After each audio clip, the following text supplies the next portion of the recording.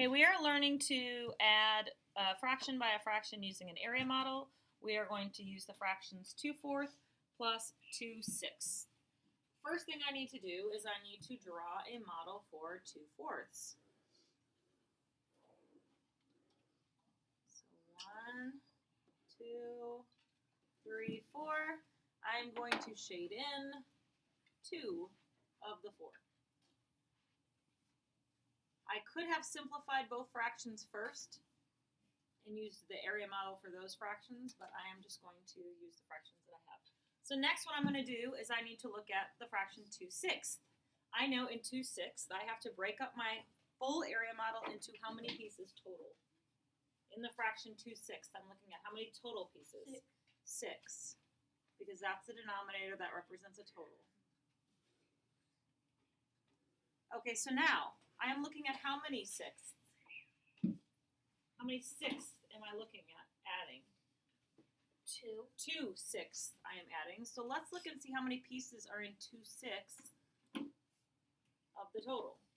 How many pieces are in 2/6? Count with me. 1, 2, 3, 4, 5, 6, 7, 8. All right, so now, instead of subtracting 8 pieces from the amount that we have shading, we are going to add 2 pieces from the amount that we have shaded.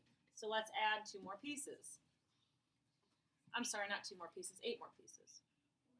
2, 3, 4, 5, 6, 7, 8. So how many pieces total do we have shaded now? That we have added 8 pieces.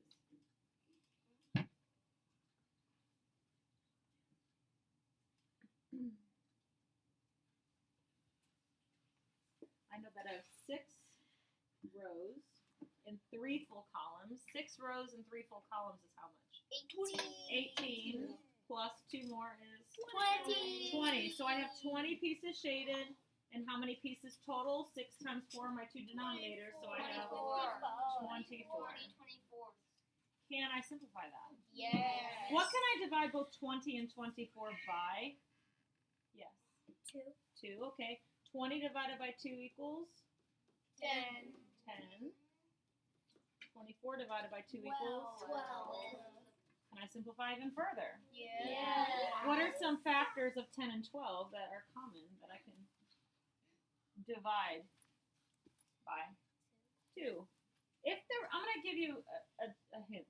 If the numerator and denominator are both even numbers, you know you can always divide by 2. So 10 divided by 2 equals? 5. And 12 divided by 2 equals? 6. Let's look at our numerator and denominator. Are they both even numbers? Yeah. No. No, so we know we cannot divide both by 2. 5, I know the only numbers I can multiply to get 5 are 1 and 5, and I know I cannot divide 6 by 5, so I know that I am done. That's as low as I can go. Now I'm going to take this problem and turn it into an algorithm and solve it that way. So I have 2/4 plus 2/6. I'm going to look for the lowest common multiple of the 2 denominators, which are 4 and 6. So let's count up by 4s. Ready? 4, 8, 12, 16, 20. Okay, let's stop there. I usually only do about 5 multiples first, and then if I need more, I'll continue adding on. So count up by 6s for me. 6, 12, 18, 24, 30. Okay, stop. So our lowest common multiple that I see that they have in common is 12. So I need to find an equivalent fraction for 2/6 and for 2/4 that has 12 as the denominator. And to do that, I need to make sure I figure out 6 times what equals 12. 6 times what equals 12, Aiden? 2. And so I know whatever I do to the denominator, I must also do to the numerator to keep it equivalent. 2 times 2 equals? 4. 4. Okay, moving up to the top fraction, 2/4. What do I do to 4 to get 12? Multiply by 3. And so I also must multiply the numerator by 3, and I get what? 6. So now I have my denominator, which is 12, and that stays the same because that's how many pieces are in the whole. And then my numerators are what I'm going to add together. And my numerators are 6 and 4, which when I add those together, I get 10.